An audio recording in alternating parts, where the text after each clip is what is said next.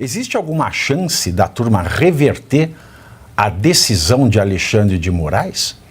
E para responder, eu quero dar as boas-vindas aqui ao presidente Jair Bolsonaro. Presidente, como vai? Muito obrigado por estar conosco aqui nessa tarde. É sempre uma alegria recebê-lo e para a nossa audiência mais ainda. Pavinato, as que estão nos assistindo, boa tarde. Essa questão do passaporte ainda está em jogo. Eu tenho uma equipe de advogados, doutor Paulo, doutor Daniel, doutor Vilardi, que pediram para mim não entrar em particularidades do processo, porque cabe recurso ainda. Então tem muita coisa que está por vir, e eles não querem que uma declaração minha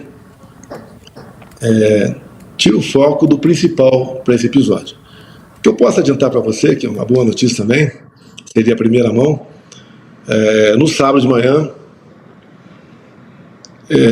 aqui do aeroporto de Brasília, tem um voo para os Estados Unidos. A minha esposa irá para lá. Estava convidada, juntamente comigo, ela vai fazer a sua parte. Tenho conversado com alguns próximos do presidente Trump. Ela vai ter um tratamento bastante especial lá, pela consideração que o presidente Trump tem para comigo. Uma amizade construída ao longo de 2 anos. E é comum, né, quando você está no poder, ter seus amigos. E quando deixa o poder, 90% vai embora quando não lhe viram as costas. Com o Trump isso não aconteceu. Tudo que ele vem sofreu lá, eu venho sofrendo aqui. Até as similitudes do tiro que pegou na orelha dele e a facada que eu levei aqui no estômago, né? Lá não precisou fazer muita apuração porque o atirador foi morto. Aqui não, aqui é exatamente o contrário. O esfaqueador foi protegido pela Polícia Federal, com a quantidade de indícios de que ele não era o lobo solitário, até mesmo um fato muito marcante. No dia 5 de julho de 2018, ele esteve em São José, Santa Catarina, e ficou aguardando a chegada do meu filho Carlos. Meu filho estava agendado para ir para lá e acabou não indo. Agora aquela pergunta, né, que a Polícia Federal não responde, não quer responder porque está protegendo alguém, essa parte da Polícia Federal. Enquanto uma parte salvou minha vida em Juiz de Fora, o rápido deslocamento meu para o hospital, a outra parte agora, a Polícia Federal do PT, tá, protegeu o Adélio Bispo, porque alguém passou essa informação privilegiada para o Adélio Bispo. Alguém deu dinheiro para o Adélio Bispo e para São José do Espírito Santo. Era um elemento desempregado. Tá? Na pensão onde ele ficou lá em Juiz de Fora, a dona da pensão, mas uma pessoa já morreram. A gente começa a ver um paralelo com o Celso Daniel. Ele me esfaqueou na sexta-feira pela tarde. No dia seguinte, 3 advogados pousaram em Juiz de Fora. Um, inclusive, com um voo particular. O que é comum você fazer no 7 de setembro? É você ficar com a sua família. Eles 3 compareceram, foram para lá bem cedo. E advogados que tinham um certo nome. Nós não conseguimos quebrar o sigilo telefônico do telefone do Adélio. Não vou nem falar dos advogados, que obviamente não foi autorizado. Agora, no meu caso, o meu advogado, o Frederic, teve o seu sigilo quebrado. Era meu advogado e teve o seu sigilo quebrado. Então a gente nota claramente, além de, o Pavinato, uma pessoa tentar entrar na Câmara dos Deputados, no horário aproximado da facada, dia 6 de setembro, na Câmara dos Deputados. Lá tudo é filmado. E as imagens sumiram. Ou seja, o delegado da Polícia Federal, petista, que conduziu o inquérito e concluiu como ação de um lobo solitário, tão logo Lula assumiu, ele foi ser o quê? Diretor de inteligência da Polícia Federal. E segundo a própria mídia disse ao longo desses anos, a missão única dele na diretoria de inteligência era perseguir Jair Messias Bolsonaro. E agora ele acabou de ser premiado com uma vaga, né, numa adjutância da PF em Londres. Ou seja, está mais do que na cara que o Adélio foi mandado por alguém, foi financiado para fazer aquilo. Afinal de contas, lá no caso Celso Daniel, ele tinha dossiês que, se fosse tornado público, né, iria por terra a eleição do Lula em 2002. E nós sabemos que, dada a situação como o corpo do Celso Daniel foi encontrado, ele foi torturado, para dizer, obviamente, com quem estava esse dossiês. E quando a Polícia Federal chegou no escritório do Celso Daniel, chegou lá o advogado Luiz Eduardo Grignal, do PT, que em 2004 ou 2005 disputou a presidência da Câmara dos Deputados, perdeu para o Severino Cavalcante, e depois de algum tempo lá dentro, saiu com as malas na mão e foi embora. Ou seja, Celso Daniel praticamente deixou de existir. Não houve nenhum interesse em apurar aquele episódio, como o meu episódio também. Eu considero, me desculpa aqui, já estou fugindo um pouquinho do principal. É seu. Eu sou um aborto da natureza. A minha eleição só Deus explica. A sobrevivência não tem dúvida, Deus. Até porque, segundo alguns mestres da Santa Casa do Juiz de Fora, cada 100 facadas semelhante à minha, uma pessoa apenas sobrevive, porque ela furou a mesentéria. Só por causa disso. Sofri muito com aquilo. Já tive 4 aderências, né? É um negócio terrível, porque você, consciente, fica sentado numa cama e alguém enfia a sonda pelo teu nariz até lá o estômago, né? E, obviamente, bem, acabou, vencemos, graças a Deus sobrevivi, estou aqui, né? Agora, desde após as eleições, a gente sofre com perseguições, retaliações, maneira de atingir familiares seu, quem está do teu lado, como agora tem 40 indiciados aí pela Polícia Federal, alguns pobres coitados, até pela função que desempenhavam, né, pessoas humildes, como num grande plano para dar um golpe lá da Disney ao lado do Pato Donald e do Mickey e do Pateta, né? Mas tudo isso é jogo de poder.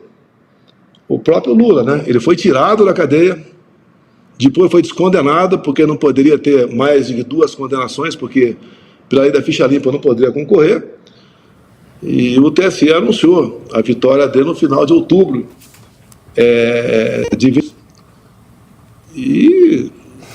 E aí a gente vê essa novela que se desenrola, né? E só pegando aqui o passado, esse parecer que o Paulo Gonet, o PGR, ele mandou, ele tem um trecho interessante, que ele diz o seguinte: é ocioso apontar que o requerente, o presidente Bolsonaro, não exerce função que confira status de representação oficial do Brasil. A gente passou 2023 e 2024 vendo aquela senhora que não peca pelo bom gosto, pela etiqueta, né, e que gosta de gastar bastante, né, sempre com um cartão com 100 anos de sigilo que ia acabar com o Lula, né? A gente vê a Janja representa o Brasil aqui, a Janja representa o Brasil acolá, e a Janja representa o Brasil com o dinheiro do povo brasileiro, e um dos argumentos que o PGR traz, né, é que Vossa Excelência não exerce função que confira status de representação. Ora, eu volto para 2018, a reunião que Lula falaria da FAO na Etiópia, que ele acabou não indo por conta de uma decisão de última hora, de um outro juiz e de um outro caso. E aquela época nós tínhamos um entendimento e agora parece que temos outro, e espero que o ministro Cristiano Zanin, aliás, nós procuramos aqui na produção o ministro Cristiano Zanin, fizemos essa pergunta por telefone e por e-mail, se ele mantinha no entendimento jurisdicional de que um réu, um indiciado, ele tem o direito de ir e vir enquanto não esgotados os recursos em matéria penal, mas não obtivemos resposta, certamente até porque ele vai julgar esse recurso, porque faz parte da turma do Alexandre de Moraes. Mas a questão é a seguinte, presidente: O presidente deu uma entrevista para a Bela Megali e deixou muito claro ali, eu até separei os trechos, que, abro aspas, para Vossa Excelência, não vou me submeter à fuga, né? O senhor disse a Bela Megali do Globo. O senhor negou qualquer possibilidade de fuga caso deixe o Brasil. Rechaçou qualquer possibilidade de não retornar ao Brasil. Isso tudo no jornal O Globo. E uma fala de Vossa Excelência, aspas, que ela transcreve: eu vim do Zeuá para cá correndo todos os riscos que vocês estão vendo. Não vou me submeter a uma fuga. Eu não vou fugir. E cabe lembrar também, na posse do Milei, na qual nós tivemos a alegria de nos encontrar naquela oportunidade, já existia investigação, Vossa Excelência foi à posse do Milei e retornou. Vossa Excelência não é uma pessoa desconhecida. Qualquer lugar que Vossa Excelência vá, em qualquer lugar do mundo, uma aglomeração se forma no seu entorno. O presidente Trump o conhece. Não haveria a possibilidade, seria loucura pensar que você ficaria escondido, faria como o Leonel Brizola, colocaria uma peruca loura, né, e ficaria disfarçado nos Estados Unidos. O que acaba de acontecer aqui, essa negativa e essa fala, é o seguinte dizer, presidente, eles desconfiam da democracia dos Estados Unidos. Porque, é claro, com todas as garantias e todo o histórico de não fugir à luta de Vossa Excelência, mas a questão de não poder ir aos Estados Unidos, o que a PGR e o Alexandre de Moraes estariam dizendo, no fundo, corremos o risco do presidente Trump não deixar que o presidente Bolsonaro volte, porque ele vai voltar e o histórico diz que ele vai voltar. O senhor acha que isso é positivo para o Brasil, é negativo para a imagem do Brasil? Pavinato, eu dei uma entrevista a dois maiores jornais dos Estados Unidos, né? Um foi ontem, que eu falei, outro hoje. Eu tenho um compromisso com os advogados não aprofundar nessas questões. Os jornais são claros, que vão na sua linha aí. Me permite voltar um pouquinho atrás sobre a Etiópia em 2018, que é um caso pretérito, que o Lula conseguiu permissão para ir para lá. Eram dois assuntos pela União Africana, que estava sendo tratado lá na Etiópia. Um era parceria renovada para acabar com a fome na África até 2025.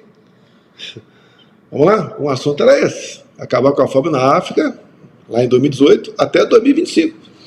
Eu não sei como é que está a questão de fome na África. Agora, o outro assunto, pasmem, acredite se quiser, era o Lula lá presente, né? Não seria palestrante, mas o outro assunto era vencendo a luta contra a corrupção.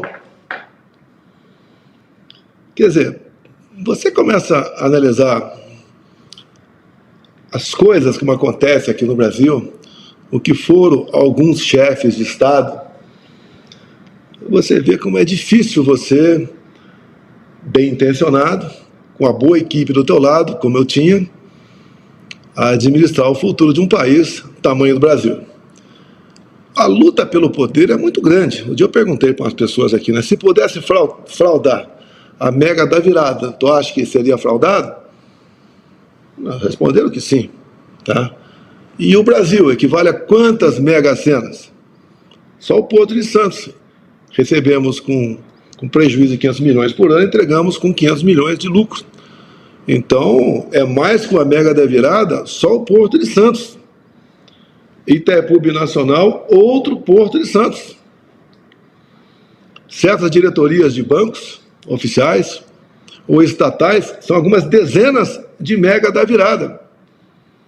Tanto é que nós pegamos estatais deficitárias, né? Prejuízo enorme, e entregamos com lucro astronômico.